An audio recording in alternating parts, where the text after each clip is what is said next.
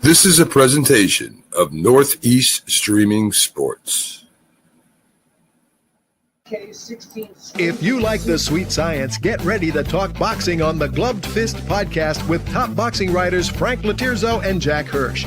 Frank, a former amateur boxer out of Philadelphia, writes for NY Fights and can be seen on the Boxing Channel. Jack, an amateur boxer who competed in the New York Golden Gloves, was a 6-term president of the Boxing Writers Association. And now, here's Frank Latirzo and Jack Hirsch. And we're back. Welcome to Glove Fist. My name is Frank Latirzo, former writer, former writer, full-time observer, joined by former 6-term president of the Boxing Writers Association of America, smiling Jack Hirsch, because his New York Jets got their first win of the season by 1 point. They'll probably kick the Bengals out of the league. My Dolphins won with Jack, which I told you before the show. Worst thing could happen because now they'll think they're there because Tua had a good game. So, well, what are the chances? What's it called? Not a trifecta. We'll add a third team in where on any given week, the Jets, Dolphins, and a third team has to win. That'll be kind of like a trifecta. Maybe let's throw in the New Orleans Saints. What are the chances of that happening? Even money bet, all three win on one weekend during the season, or they don't win at all. I don't know, Jack. I don't want to set the odds on that, but it's crazy. What's my man Joe Bergman saying there? Good evening. Your Eagles bet is going to steam. What does that mean, Joe? I don't understand that.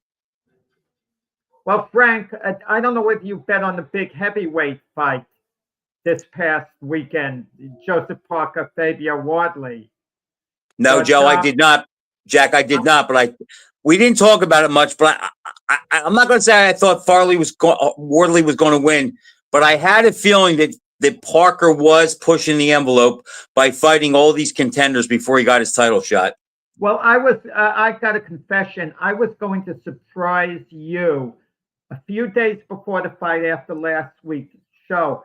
I was talking to someone in the boxing business who I'm extremely close with, who'll go out of his way to do me any favor I asked.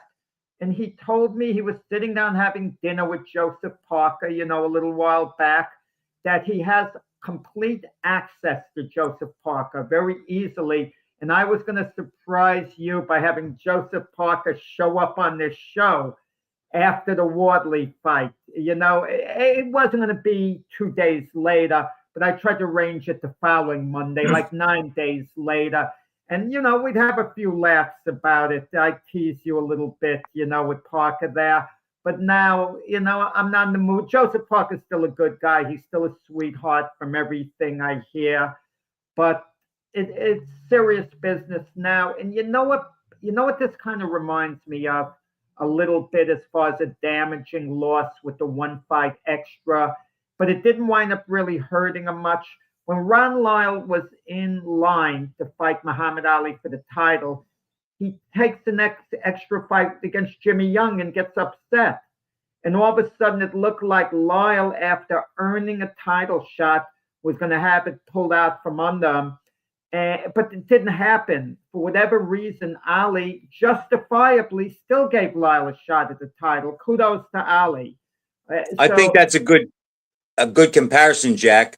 But that was a different time. Ali was a different makeup than some of these guys, and Ali was willing to fight. You didn't have to be the number one contender. You could have been the fourth contender, and if you earned your way, he would give you a shot. Today, these guys are businessmen, and if you're Usyk, what do you gain by fighting Parker? Now, maybe after he fights Wardley, and if he wins, which I would pick him to. If he wins, Wardley is not in. Maybe he will fight Parker then. But Wardley, Jack, this fight with everything it was in Usyk's league. Okay, yeah. Jack, this fight this past weekend, this Wardley Parker fight, is everything that is good and bad about boxing. The good was you had two guys fighting, that one guy's on the ascend, the other guy's probably at or near his peak. The title shot was on the line. They both gave it all they had. It was a great fight. It went from round to round. You didn't know who was going to win. That's the good. The bad is nobody saw it, Jack. Nobody saw it because it's on the zone. And I'm so sick of these streams. It's on pay-per-view. And that's why I didn't watch it, Frank. I'm not going to get that as pay-per-view. Are you kidding me? Joseph Parker against Fabio Wardley pay-per-view. And they didn't have much of an undercard that was appealing to me. If you had a really strong undercard, then I guess, there's a reasonable chance I would have gotten it. I'm not getting suckered in, because then I become part of the problem, because I'm contributing to the problem of pay-per-view, the nonsense. But what I did, Frank, I saw some highlights, and then they replayed, the last round I saw all over. That does not make me an authority on whether the stoppage was justified or too soon, because you need to really see the whole fight to see the lead up to it. But from what I saw, not having full evidence the way you did, you saw the whole fight. You got it, correct? Well, I'm not going to say how I got it, but I saw the whole fight. You saw it, okay? But it looked to me like the stoppage was justified in this sense, Frank. And we're going to have on this show, a little before the midway point, Dr. Michael Schwartz, the head ringside physician in the state of Connecticut. We're going to talk to him later about the stoppage and stoppages in general. I think the fighters who get seriously hurt during a fight, fatalities, it happens late in the fight. Well, I would agree with that. It doesn't happen in the early rounds. And, and Wardley was teeing off on Parker. Was he connecting cleanly? Not so much, but a hard blow would get in there once in a while. Jack, let me just say this. Before I give you my opinion, let me just get it off the table. I would be a terrible referee, because I would tend to let fights go too long, because I want to give the guy who's losing every chance he has to pull it out. Parker didn't help himself because he wasn't firing back. I'll see that. But Wardley was so tired, Jack. I don't know how much longer he could have held his hands up. I mean, it was that kind of fight. Do I think it was a little bit premature? I do. In the moment I did, and I was a little stunned when they stopped it. However, I don't have a big problem with it, and I'm not going to scream and yell and say this is what's wrong with boxing. No, not at all, because Parker was getting whacked. And again, he didn't do himself any favors because he wasn't punching back. But I think he could have. There's a part of me that thought he was waiting for Wardley to really empty the wagon and then come back. He just waited too long to do it. So I don't have a big problem with the fight stoppage. I would have let it. I think it was a quick hook, but I'm not outraged over it. I know I'll disagree with you on this point, Frank. He wasn't rope-a-doping in the sense that he was waiting for Wardley to punch himself out at that moment. Wardley was overwhelming him. Wardley was going for broke. Wardley was not concerned with punching himself out and getting too fatigued. And he was going for the knockout, Jack. But like you said, some of those big shots were missing. Parker was being overwhelmed. Now, had they not stopped it, would it have turned? Perhaps it would have turned. Perhaps Wardley would have punched himself out and couldn't lift his arms anymore. And then Parker would have come back. Maybe it would have turned into the fight we had, that 9th round of the first fight, Arturo Gatti and Mickey Ward, who our guest later, Dr. Michael Schwartz. He was the ringside physician for that fight. And we're going to talk about that. Perhaps it would have turned into that type of fight. But Jack, yeah, I agree. I agree with that. And look, at the end of the day, if Parker could have returned fire and he wasn't quite as out of it as he looked, that's it. Shame on him, because he messed up. Again, I am not going to make a big deal out of it. And Joe, you're right. He was fine. And again, I think there was a part of him where he said, I'm hurt, sort of like Ali was in the 11th round with Frazier, and he thought, instead of me trying to fight back. I'm hurt. I'm going to rest. I'm going to let him do all the work and see if I can come back and do something because he can barely hold his hands up. But he waited too long with this referee. And I know this referee has a little bit of a history. I'm not going to pick on him because I know this much. I would let Morrison and Mercer still be fighting if I was the referee. I'd be terrible because I would let it go on too far. So to me, there's really not much. There's not a controversy about that. The better guy won. The more skilled guy won. It's probably better for boxing because at least he has a puncher's chance against the next guy above him. What bothered me, Jack, was I was willing to pay for it, and it was such a pain, and I just hate these streams. And as I said on my post, if George Foreman and Ron Lyle were fighting this Saturday night, nobody would see it, but maybe me and you. Well, they had big names. There was a different element there. One of, I guess, Michael Gott's actually from the UK, who just checked in. But it's a shame with Joseph Parker losing that fight. Where does he go from here? I think there are options out there for Parker. It's a viable fight with him against nearly any heavyweight. It's still a good but he's going to have to fight another big name, Jack, who and he's vulnerable to get beat. And I don't like that he was 20 pounds heavier for this fight than he was the last time out. I thought he looked too big. Yeah, he won't necessarily have to fight another heavyweight. The problem is this. How much longer is Usyk going to fight? How active is Usyk going to be? He says he's going to fight till he's 41. Okay, but Fabio Wardley, easy victory for Usyk. Does he take Parker next, or who else would be out there next? And you know what I think Usyk's going to actually do next, as crazy as it sounds? I'm making a prediction. He beats Fabio Wardley, and you know who he fights after that? Don't laugh. And I'm going to tell you what, no, Atama's out of the pick. Atama, people know he couldn't beat Usyk for a while yet. Forget the hype. Atama's a great prospect. Maybe he could beat Usyk in 2-3 years. It's conceivable, but not within the next year. He should go into hiding when he hears Usyk's name, but he won't. He's going to talk bold, but they have to know better. Derek Chisora. They're going to match Derek Chisora with Dillian White, two old dinosaurs. Chisora has more left in the tank than Dillian White. And because Chisora gave Usyk such a great fight, close fight, when Usyk first became a heavyweight, it's actually sellable in a sense based on that fight, even though Chisora would have no chance of beating Usyk or Atama for that matter. Atama is the second best heavyweight in the world. I'm not downplaying him, but right now there's such a disparity between him and Usyk for now. That could change, in a year and a half, 2 years. I think your rationalization for Usyk fighting Chisora, I think that could come to fruition. I'm not going to say I have a problem with it because Usyk has been a fighting champ, so I don't have a problem with it.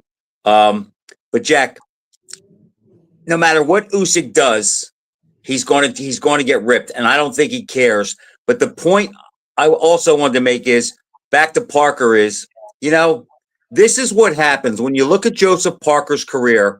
He has fought almost everybody who was a somebody. And Jack, when you do that, you don't go undefeated. And 40 years ago, when guys did that, nobody went undefeated. And I hope Parker is rewarded for that, because if Parker got a title shot against Usyk next, I would not have a problem with it. It's probably not going to happen because the narrative is going to be, well, Usyk, he lost his last fight. He should, why is he getting a title shot? But like you said, Ali did that with Lyle, and I don't have a problem. I think Parker has earned it. It's just a shame that he didn't pull it out, Jack. I had him up by a round.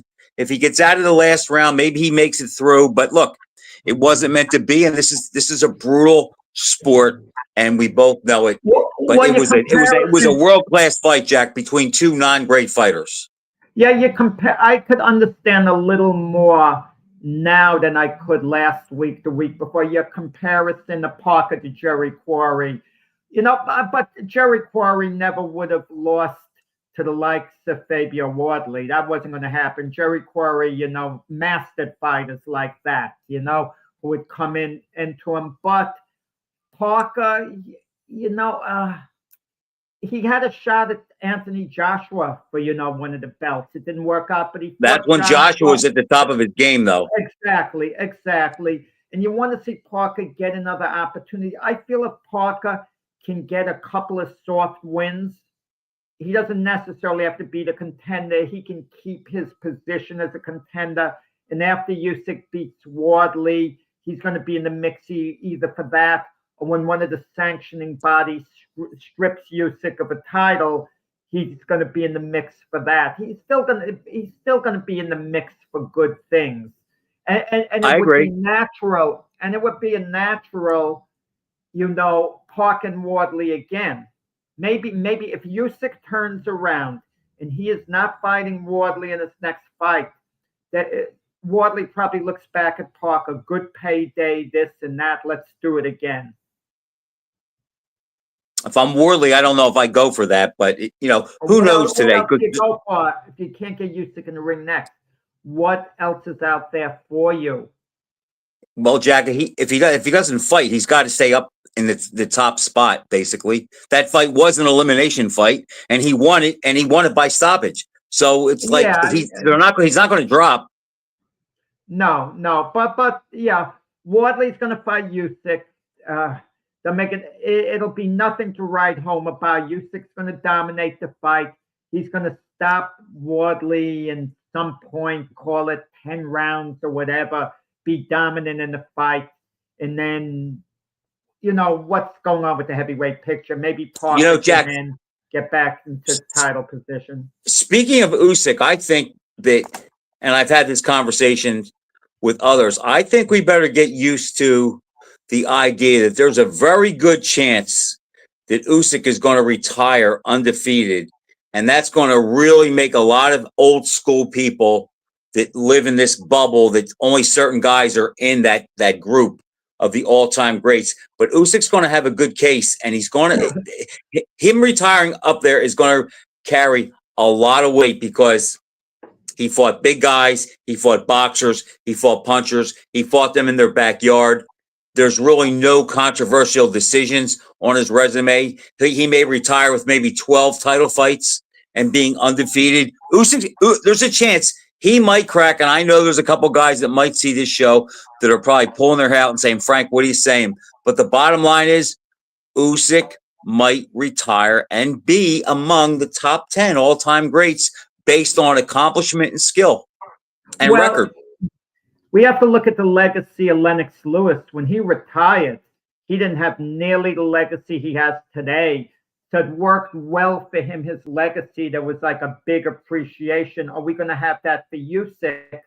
Usyk won't get it quicker, Jack, because he's undefeated. Because he's undefeated, like with Marciano, the way he gets the benefit of the doubt, and Mayweather, the fact that Usyk is undefeated, and he fought big guys, and he outboxed them. He fought punchers. He outboxed them. He's pretty much answered the call. It's going to be hard to put him down. Keep him down. I wrote a story. It hasn't been published yet for Boxing News. It's probably going to come out in January before Crawford's next fight. And I know you're talking about Usyk, but this is the same conversation. Crawford is unbeaten too. He's 42-0. And I wrote about a path for Crawford to be regarded, what he has to do to be regarded as the greatest fighter of all time, period, not just his era, okay? First off, for that to happen, he's going to have to make the boldest of moves. In other words, throw caution to the wind. And fight Benavidez. He's got to get up to 51-0, 9 more fights. But never going to happen. Those 9 fights, listen, the chances of it happening are small.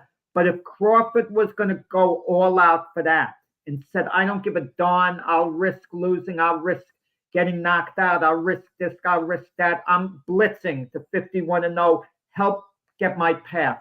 He's 38 years old. He's going to have to fight 9 times. In other words, that's probably going to have to be done over 4 years. We'll agree to that because he's been on a 1 fight a year schedule. He get up at the 2 fights a year and then in 1 year, 3 fights. He's going to have to beat Benavidez at 175. Don't compromise him. Beat Bivol at 175. He could have some easy fights in between, of course, in between. And then his 51st fight, Boots Ennis, at a weight that's comfortable for Boots. You know, Crawford wouldn't have to make weight. Boots, by that point, will be a super middleweight. You know, it'll be fine. He does that. He beats Bivol, Benavidez, you know, Boots at the end, wins the Canelo rematch, you know, just throws caution to the wind, gets to 51-0, and does everything possible just about. I mean, the guy's done it. He surpassed the Sugar Ray Leonards, you know. He's left them in the dust, you know. He's even past Sugar Ray Robinson if he does something that, you know, bold. Jack, how do I respond to that? Because I think there's a better chance that Elon Musk will develop a flying car that we can buy at the dealership by New Year's Day of that happening. He's not busy. He doesn't fight a lot. No, Crawford's going to fight maybe 2 more times. Now, let me throw this at you, though. Of the 2 of them, Crawford and Usyk, and I think Crawford's the greater fighter, but of the 2 of them, if I told you one of them suffered a loss before they retired, who would you say it would be? They're both 38 years old. Usyk, right now. If you ask me the question a few weeks from now, I'll maybe reconsider, because think of what they're going to do. Now, Usyk has no one exactly out there now. Exactly. That's why I think there's a better chance we'll see Crawford lose before Usyk. Crawford, like you just said, the big fights for Crawford might be Bivol or Benavidez or Boots. He's liable to lose to any one of those 3 guys in the next year. Who's going to beat Usyk? The only threat to him is Itama, and we both wouldn't give Itama much of a chance. We just think Itama is more dangerous to him than anybody else because of what he brings to the ring. But that doesn't mean he's going to win. Right. Keep this in mind. Crawford doesn't have to fight Benavidez or Bivol unless they're willing to get down to 168. You can't blame Crawford. He's already moved up enough. If Crawford says, but who's he going to fight, Jack, at 168? Yeah. Wait. Bivol has made some whispers about it. Okay? Remember Bivol was willing to get down to 168 for Canelo rematch. And Benavidez at one point was willing to get down to 168. Now, Benavidez might think, I'll kill myself to make weight because the money's going to be so great. This is the danger about making a fight like that. They could have it in the contract, you pay a penalty. Some fighters would be willing to pay close to half their purse to just get the Mayweather fight. paid millions to Marquez for missing weight. Right, exactly. So you kind of wonder whether Benavidez would pull a fast one, coming at 172, not really strained to make weight. But Crawford's the type who might just walk away. There's no fight tonight if you don't make 168. I want you to know that. I don't care about the penalty money. Maybe that's in the contract. You'll make 168, no fight. I'm exiting, I'm leaving. So you better know before the fight that you have 168. Well, Jack, we don't have much time before we get to our guest, but let me just say this. Once again, it goes back to my whole problem and annoyance going into this show. Usyk, potential all-time great. I think Crawford is an all-time great. Estrada coming up has all the ability in the world. Inoue, all-time great. And it's like nobody gets to see these guys fight. You mean Jesse Bam Bam Rodriguez? The model's bad. Yeah. I mean Bam Rodriguez. I'm sorry. That's who I meant. Bam Rodriguez, not Jason Estrada. Yeah, Bam Rodriguez. Shakur Stevenson's unbeaten. I like Shakur Stevenson's attitude. He was saying it doesn't mean that much from if he loses retiring unbeaten. He says everyone that they lose a fight once in a while. He just wants the risky fights. He wants the big fights, I should say. He ought to quit talking and start chalking. Well, it's a little hard. I don't know if our guest ready, Dr. Michael Schwartz, to bring him into the studio.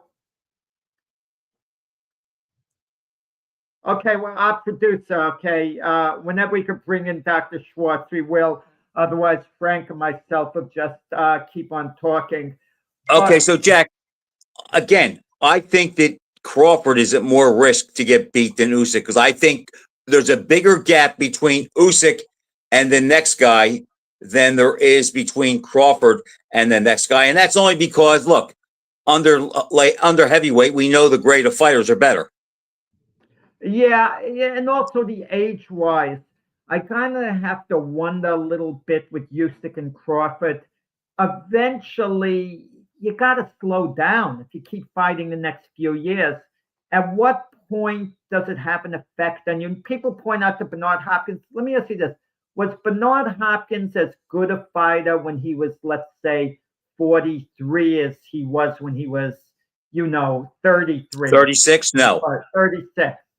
He was a little bit more cunning, and he was very good at shutting you down to what you wanted to do. And then he had that clock in his head where he picked a spot to flurry and fight, and that's what carried him. I mean, and then you think of Usyk, his training is ridiculous. And I can't see a guy being underwater for 4 minutes. That's insane. That is absolutely insane. But the way he trains, it's like subhuman in a way. And Crawford trains like a world-class athlete, in the way too. And he's always in the gym, it seems, because Crawford loves being around the gym. You see the bond Crawford has with the other fighters. Before his fight with Canelo, one of his stablemates was on the show, and he was fighting the super middleweight. He's fighting Mabili. It ended up in a draw. You see Crawford sitting there anxiously watching the fight. He was. No, he loves boxing and he loves being around the fighters. And he loves the guys from his gym who he works with. Crawford is the type who could be carrying a bucket, or something. And it's funny with these mega stars. I had a funny incident at a club show in White Plains, New York once. I'm sitting ringside practically on the apron by a corner. And I'm looking, and there's a few cornermen, and my head turns, and I go, what, Shane Mosley with the bucket and an obscure fighter? I looked at him, he looked at me, we both smiled. We were thinking, what are you doing here? He's from California. He says, well, I know the guy's training, blah, blah, blah, But Jack, there's a guy, when I look at Shane Mosley, I think of, boy, what he was fantastic. But boy, if he could have stayed at lightweight, or there was somebody for him to fight at lightweight, he was a beast at lightweight. I don't know. Okay. Well, we have our Dr. guest is Michael ready. Schwartz. Yeah, he's here. Hey, gentlemen. Dr. Michael Schwartz. I'll do the intro. Good to see you again, Michael. Nice to see you. Is this a proper introduction? The head ringside physician in the state of Connecticut. Sure. State Okay, of I'll give you Connecticut, that. Mohegan Sun, Foxwoods. We have 3 commissions here in the state. So I'm the chief physician for all 3. Okay, Good evening, doctor. This is Good my evening. co-host, his co-host, however you want to put it, Frank Laterzo. We do The brains behind it and the reasonable thinker. It doesn't surprise me, but Well, we won't go down that road. we're talking about a little controversy with the heavyweight fight this weekend, whether it was stopped too soon or not. Fabio Wardley against Joseph Parker. Yeah. And different viewpoints, but I stated, and you agree with me on this, I think you would, that the danger zone for fighters happen in the later rounds of a fight as opposed to early in the fight. You're in a lot more danger if an opponent is teeing off and you're in round 11 than you'd be in round 2. Well, I mean, you've taken a lot more punishment in those extra rounds. But, when I watched the fight, I thought it was an excellent stoppage. As referees and as ringside physicians, we get criticized both ways. We either stopped it too early or, God forbid, we stopped it too late. So you're not going to make people happy. But, looking at that and he threw punches back, Parker, but there was so many unanswered punches that it kind of forces the referee to have to make a decision. And I think that was the right decision because it was later in the fight. I thought he was getting hurt in that round. And, we don't want anything bad to happen. That's the whole goal. I mean, for everybody to walk out safe. Doctor, let me just say this. I said this to Jack, and I would be a terrible ringside physician or referee because I would let fights go on too long. I would, because I don't want somebody to come back and say, I wasn't hurt. You cost me a title shot. You cost me money, the whole bit. I actually felt that Parker realized he was in trouble, and it was smarter for him to lay back and try to lay back and wait and try to catch Wardley with something after he took a breather. And I think that was his mindset. Now, look, he played it wrong. The referee saw it otherwise, but I think that Parker, I don't think he was as hurt as it looked. I think he was smart enough and had his senses that he was riding the storm out, because I didn't think Wardley could hold his hands up much more. And I think maybe Parker saw that. That being said, when they stopped the fight initially, I was a little disappointed, but I didn't have a big problem with it. I would have let it go, but I don't think it probably didn't change the result of it. Again, I didn't have a big problem with it, but I just think that Parker, as soon as it was stopped, he was reactive. And I do think that he just played his cards wrong, and he just didn't return fire, and he didn't give the referee a chance to make another decision. Yeah, I agree with you on that. The way to stay in a fight is you could let the other fighter punch themselves out. But you got to show that you're defending yourself and punching back a little bit. So you got to give them a reason to, you could take 10 punches, throw 2 or 3 of your own, then go back and do the same thing. But when you're sitting there, and I think if I remember it right, he threw 2, 3, maybe a combination. He didn't throw a lot of punches. And, I don't think the referee had a choice. Now, what I do as a ringside physician, and this is from 35 years of experience, I'll go in the corner and I'll say to the fighter, do you want to continue?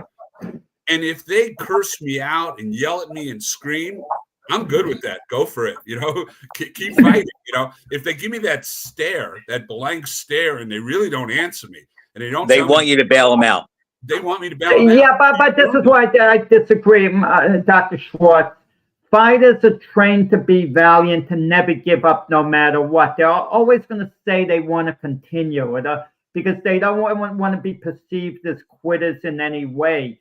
Arthur McCarthy, the great referee senior, used to always tell me he never asked the fighter whether he wanted to continue or not, because fighters are trained to say, yeah, even if they don't want to continue, they want to stay face to pull them out with their dignity. Yeah, I agree to some extent. But my experience over the years is I get 2 responses. One is either they don't even look at you, or they act like a fighter and they say, get the hell away from me. Now, that doesn't mean my decision is based solely on them saying I want to continue or not. I mean, there's if you remember the Ray Oliveira, oh God, who did he fight? I think I wrote it down somewhere just to remind myself.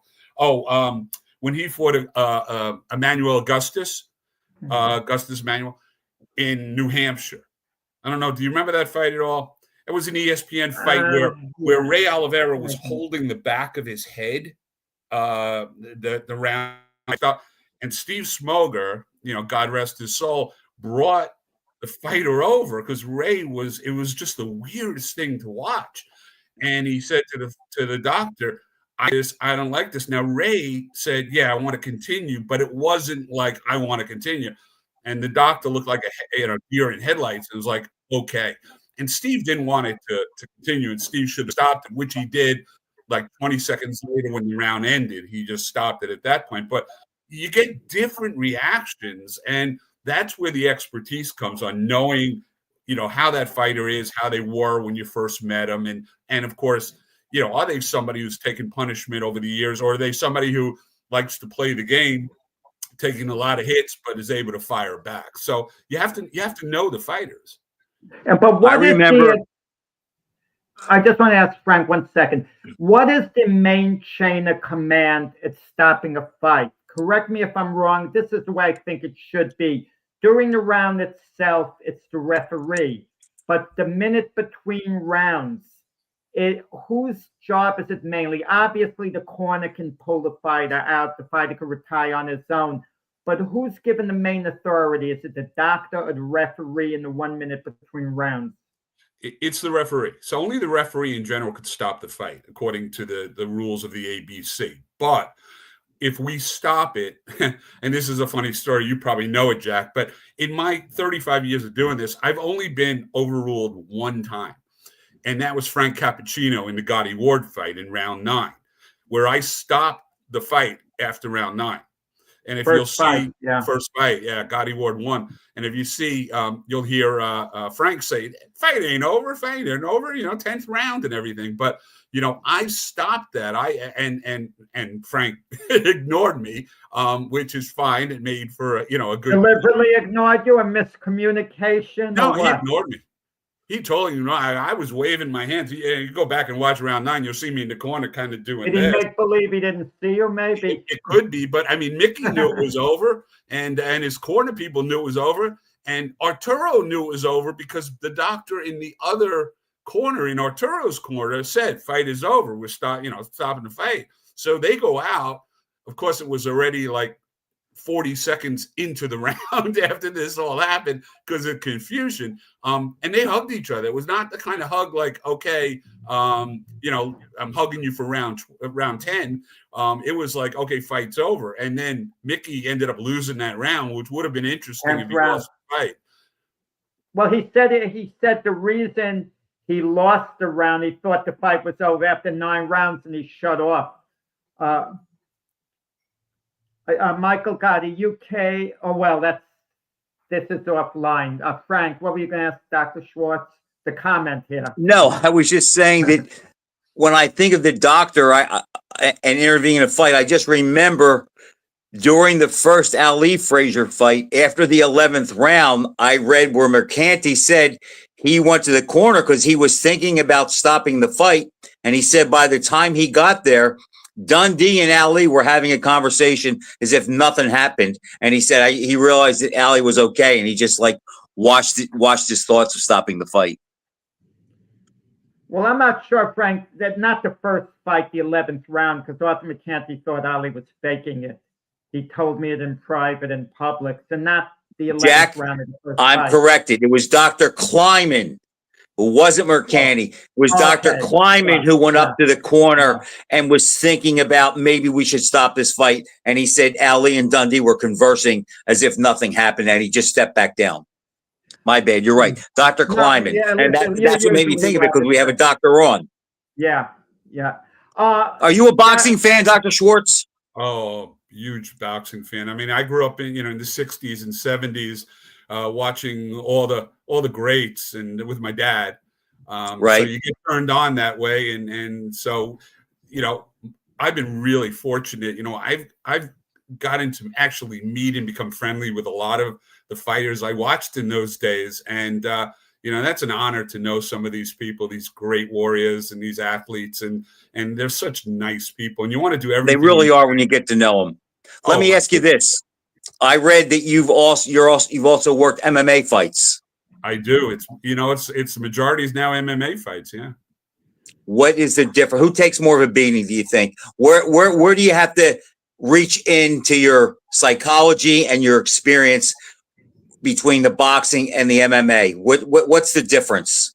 Yeah. So here's a big difference. And at first I was not an MMA fan. I mean, I'm still a boxing fan, We grew up with it. Right. I like MMA too, but I grew up with boxing. We're probably the same age. Right. So the one thing I noticed, besides MMA being a chess game, you have one discipline, I have another, and who's going to win, Batman or Superman kind of thing.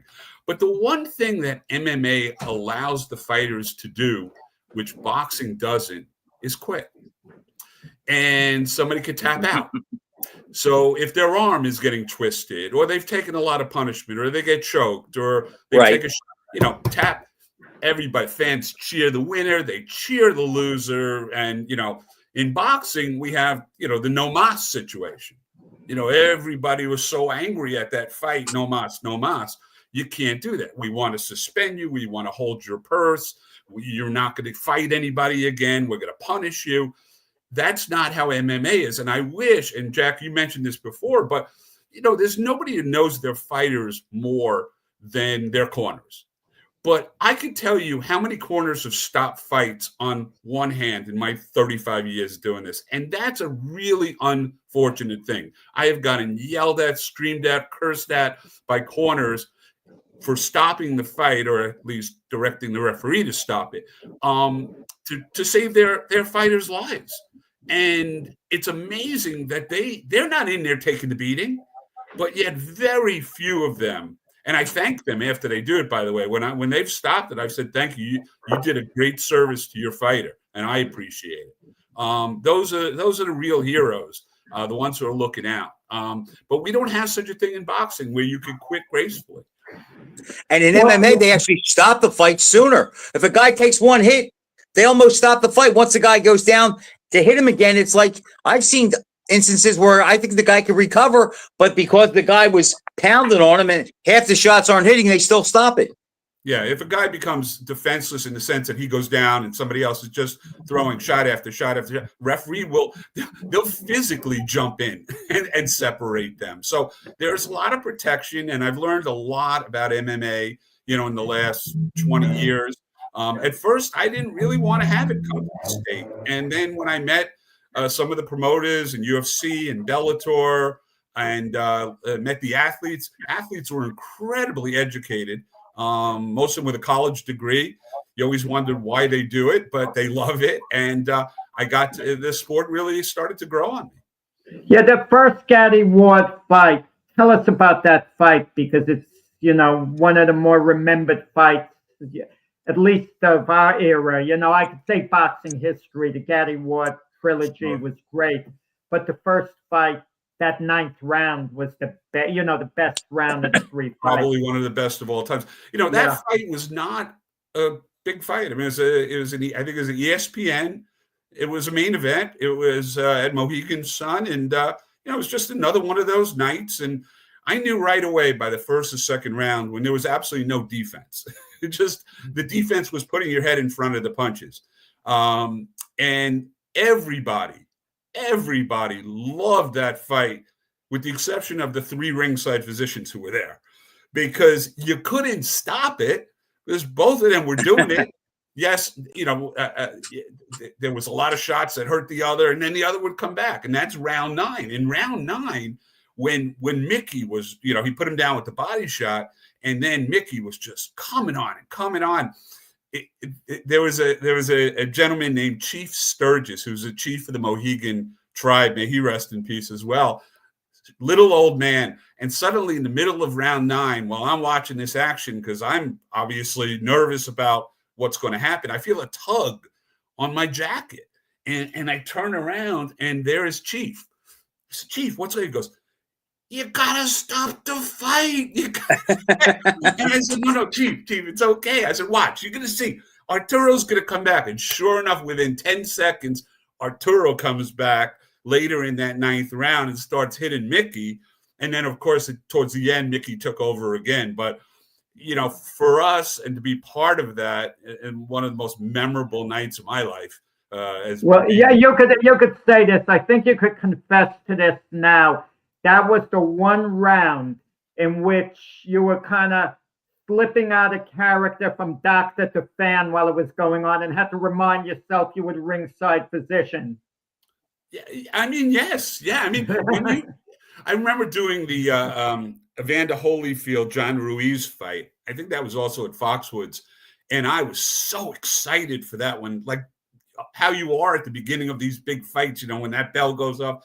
And, I called it the Clutch Fest. It was unfortunately not the most entertaining fight. So, yeah, I'm a fan, too. But, I have to kind of keep that separate, because I don't care who wins. I don't care if you're the world champion or it's your first 4-round fight. You're going to get treated the same. I'm there to protect you from getting hurt, to make sure you go home to your family. So, yes, I did enjoy it. But at the same time, I did not enjoy it. Now, I'm not saying that Evander Holyfield was ever on steroids, but its name has been linked to that in the minds of some people. I'm not saying that at all.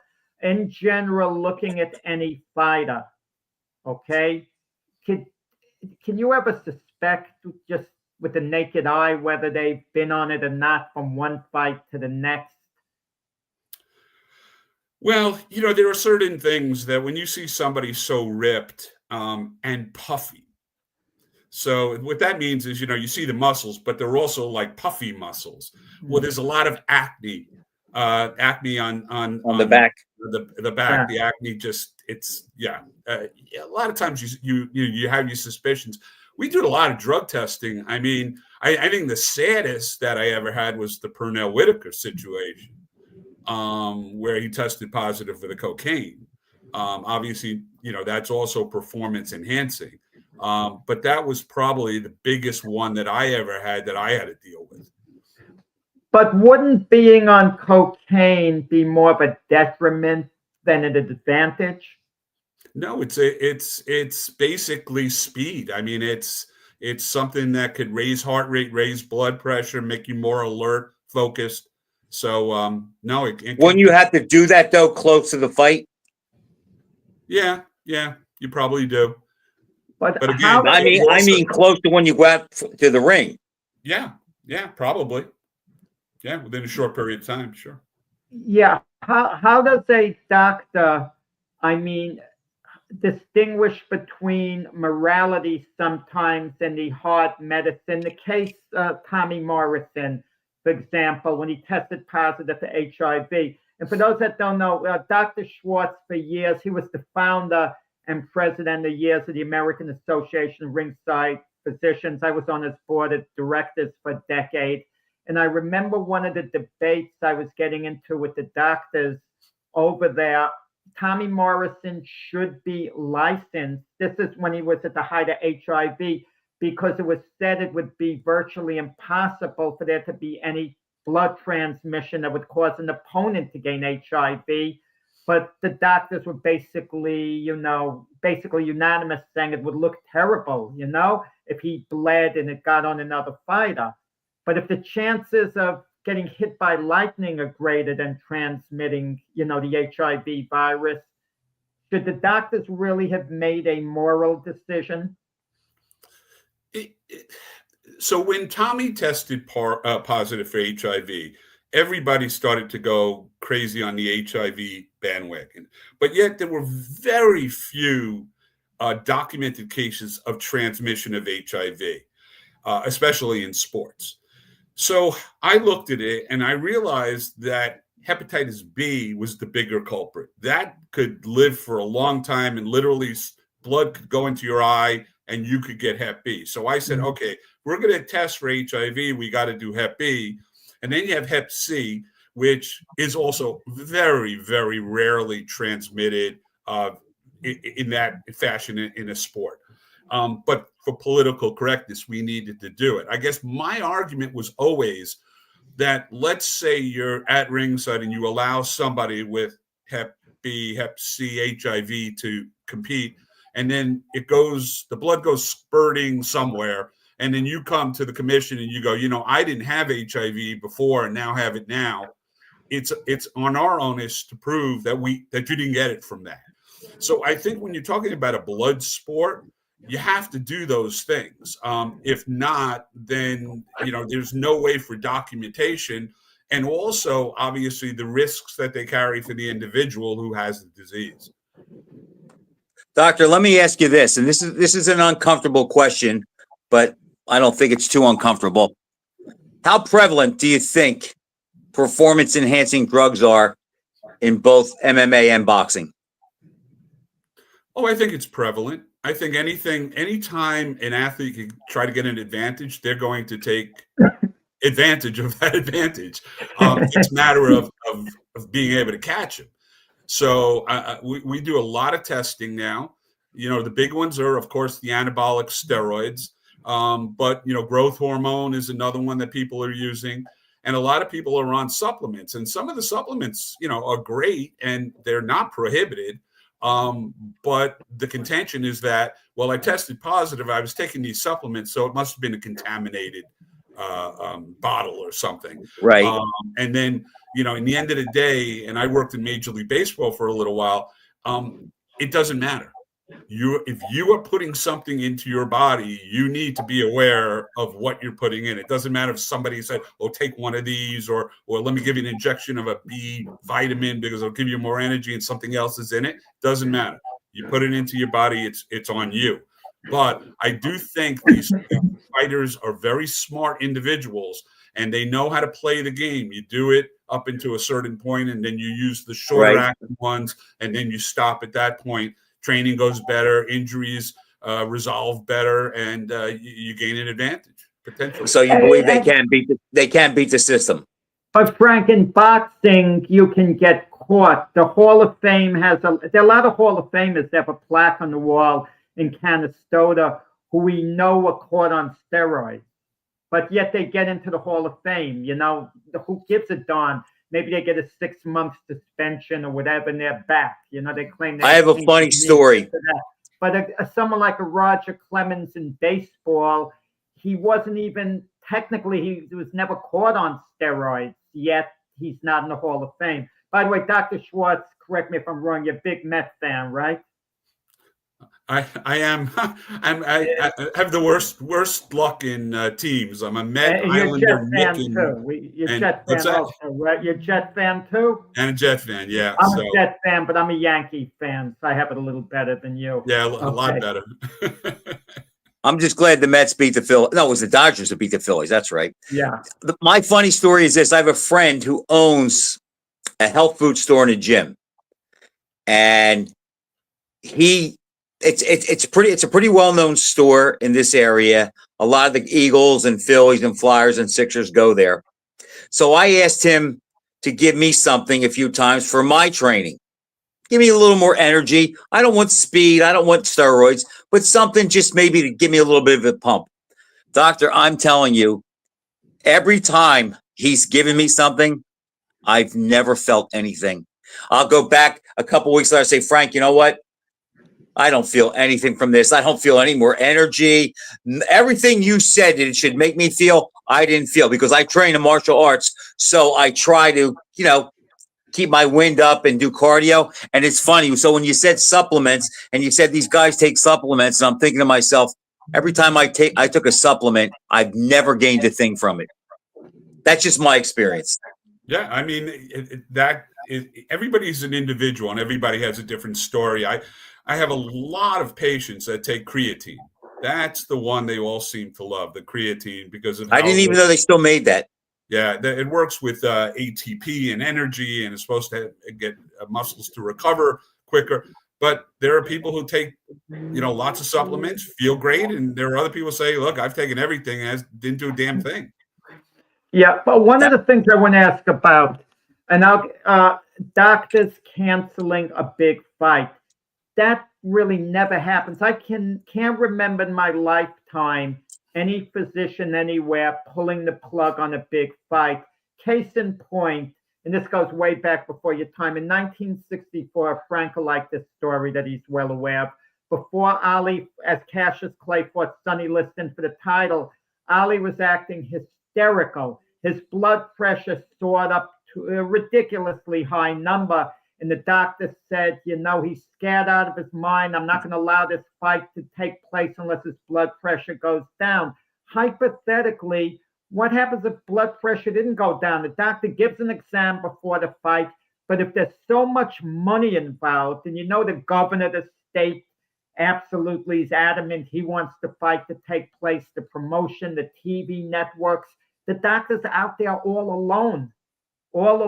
I mean, how do you stop a fight like that? Well, first of all, you have to be respected as a ringside physician, and I think at this point in my career, I am, just because I've tried to do so much for the sport. I've tried to give it, create safety protocols, rules, regulations. So, without giving you names, there's been a lot of fights that I've canceled, main events. And it could come from that they failed their pre-fight, from something like blood pressure, to something I found on their brain where other commissions allowed them to compete with it. I mean, we found brain damage, we found brain bleeds, we found aneurysms, we found strokes, we found tumors, and other commissions have allowed these fighters to compete. So they get to us, and I have a neurologist, Dr. Anthony Alessi, who helps me a great deal, and we go through all the medicals. I mean, before I have, I think, 3 fights coming up in the next few weeks, and I'm right now working on them, and I review every single medical. And if there's an issue, I either require more tests or they can't compete. So it does happen. You may not know about it. You might say so-and-so is supposed to be on the card, and they weren't. And, nobody says why. They just were replaced all of a sudden, but it could be behind the scenes. Now, what you described the night before, that's happened to more referees with me than it's happened to boxers, because I take the referees' blood pressures. Wow, I didn't know that. That's unbelievable. Yeah. Somebody who's really high, and you're like, I'm not letting you dance around for 12 rounds and get a stroke. So, they'll call me names and everything, but I say, just go to your doctor, get some medicine, come back, and you could, and next time. Let me ask you this, doctor. And I hate to ask you this because it's such a mundane question, but we don't get a chance to talk to a ringside physician much, so I'll go with it. If you were the boxing czar, what would you implement to make it safer, if possible, if you think it needs it? A couple of things. I would first of all make sure there was standardization, because I started this work in fights in 1991. And when I created my organization, the reason I did that was we were at the Roy Jones Jr. Montel Griffin, the rematch. And first round knockout. I was missing a ton of medicals. We almost lost that whole card. And I was calling Australia, Europe, all over the United States.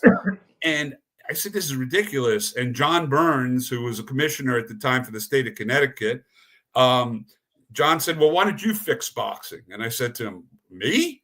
I mean, at the time, I think I was in my maybe early 30s. And he says, yeah, why you doctors don't talk to each other? So I created this organization. And one of the things we worked on, which to some extent has been successful, is the standardization of what each commission, state and tribal nation requires for somebody to compete. That's the first thing. We've done that. The second thing, which I still have not been able to do, and I've been trying for years and years and decades, is a medical data bank. Because a medical data bank, not only would that save a lot of people a lot of money, time, and effort, but it would identify those people who have pre-existing problems and either allow that to get fixed or prevent them from fighting in other jurisdictions if we know they have a pre-existing head injury where, they're going to have problems when they're in their 30s, 40s, 50s, and 60s. So like a Carfax, like they have for cars. If you have an accident, it goes into one big data bank. So there's a record on the car. If it was in an accident, how many miles it has on it. Is that what you mean, sort of? Yes. I mean, right now we have BoxRec, and BoxRec allows us to put suspensions, but basically for a year. After that, we have to take them off suspension.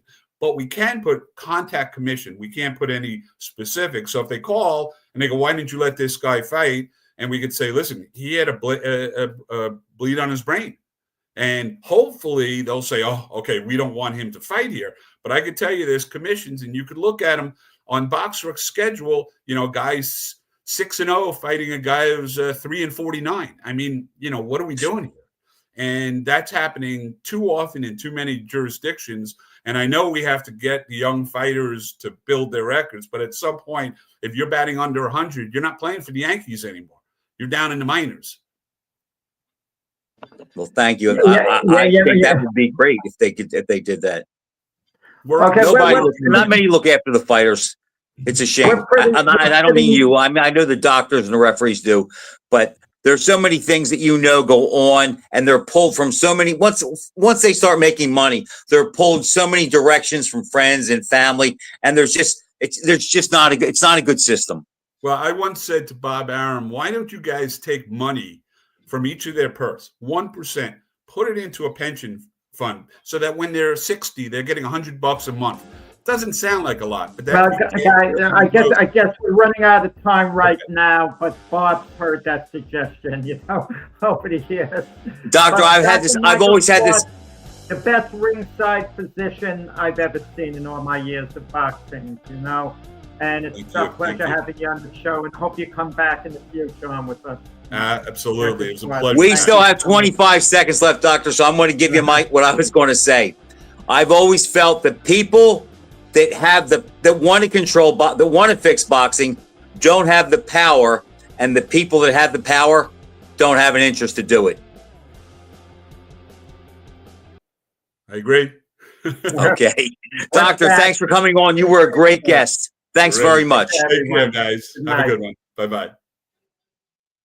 What a good guy, Jack. What a nice And we're guy. on live. Very We're on live. insightful. A great guy. We're still on live now.